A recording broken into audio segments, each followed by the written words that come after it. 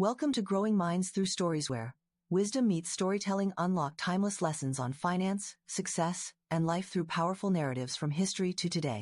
Ready to grow your... क्या कभी महीने के अंत में ऐसा हुआ है कि आपके सारे पैसे कहां गायब हो गए? आपकी कमाई अच्छी थी, आपने अपने बिल भरे, फिर भी आपका बैंक अकाउंट लगभग खाली है।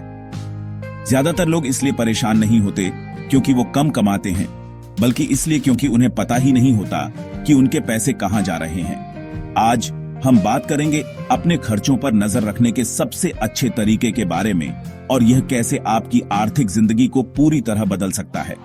चलिए प्रिया नाम की एक महिला की छोटी सी कहानी से शुरू करते हैं। इस वीडियो में हम उन स्टेप्स के बारे में जानेंगे जो प्रिया ने अपनी आर्थिक स्थिति बदलने के लिए उठाए और आप कैसे ऐसा कर सकते हैं। प्रिया ने सबसे पहले जो किया वो आसान था लेकिन डरावना भी। उसने अपने खर्च किए हर एक रुपये का हिसाब रखना शुरू कर दिया। सिर्फ किराया या बिल जैसे बड़े खर्चे ही नहीं, बल्कि हर कॉफी, हर स्नैक, हर ऑनलाइन खरीदारी। प्रिया ने शुरुआत में अपनी खर्च करने की आदतें बदलने की कोशिश भी नहीं की। वो बस यह देखना चाहती थी कि उसके पैसे असल में कहां जा रहे हैं। वो रोज वाली लाटे पूरे महीने में 3,000 रुपये से ज्यादा हो गए। वो ऑनलाइन शॉपिंग के शौक 5,000 रुपये और बेकार गए। प्रिया हैरान रह गई। इसलिए हिसाब रखना इतना जरूरी है। ये आपके खर्च करने के तरीके की असलियत दिखाता है। एक साधारण नोटबुक भी काम करती है, या अगर आप मेरे जैसे स्प्रेडशीट के शौकीन हैं तो एक्सेल शीट इस्तेमाल करें। और हाँ, ढेर सारे फ्री एप्स भी हैं, walnut, money manager, good budget. जो आपको सही लगे वो चुनें और उस पर टिके रहें। इसके बाद प्रिया ने अपने हिसाब किताब को अगले स्तर पर ले गई। अपने खर्चों को अलग अलग कैटेगरीज में बांटकर उसने 3 मुख्य कैटेगरीज बनाई: जरूरी चीजें, लाइफस्टाइल और मनोरंजन। जरूरी चीजें वो थीं जिनके बिना काम नहीं चल सकता: किराया, राशन, बिजली पानी के बिल, आना जाना। लाइफस्टाइल में वो चीजें शामिल थीं जो उसकी जिंदगी को बेहतर बनाती थीं, लेकिन जरूरी नहीं थीं: जिम की मेंबरशिप, बाल कटवाना, कपड़ों की खरीदारी। और आखिर में मनोरंजन, फिल्में, बाहर खाना, कॉन्सर्ट्स। अपने खर्चों को कैटेगरीज में बांटकर प्रिया साफ तौर पर देख सकती थी कि उसके पैसे कहां जा रहे हैं। प्रिया के लिए वो था खाने की डिलीवरी। उसे एहसास हुआ कि वो बाहर के खाने पर बहुत ज्यादा पैसे खर्च कर रही थी। राशन पर जितना खर्च करती थी उससे कहीं ज्यादा। यही कैटेगरीज में बांटने की ताकत है। यह आपको उन जगहों को पहचानने में मदद करता है जहां आप बिना किसी कमी के महसूस किए कम खर्च कर सकते हैं। अपने पैसों के बारे में जानकारी हासिल करके प्रिया ने नियंत्रण करने का फैसला किया। उसने हर कैटेगरी के लिए मासिक खर्च की सीमा तय की। यह खुद को किसी चीज से वंचित रखने के बारे में नहीं था, बल्कि सोच समझकर खर्च करने के बारे में था। उदाहरण के लिए उसने राशन के लिए 4,000 रुपये, बाहर खाने के लिए 1,500 रुपये, शॉपिंग के लिए 1,000 रुपये और सब्सक्रिप्शंस के लिए 500 रुपये तय किए। यहां जरूरी है कि आप वास्तविक रहें। गैर वास्तविक सीमाएं तय करके खुद को असफलता के लिए तैयार न करें। मकसद एक ऐसा सस्टेनेबल बजट बनाना है जो आपको अपने आर्थिक लक्ष्यों तक पहुंचने के साथ साथ जिंदगी का आनंद लेने की भी अनुमति दे। ठीक है, अब मेरा पसंदीदा हिस्सा, अपनी बचत को ऑटोमेटिक बनाना। प्रिया ने एक आसान लेकिन बहुत ही असरदार तरीका अपनाना शुरू किया, जिसे पहले खुद को भुगतान करें कहते हैं।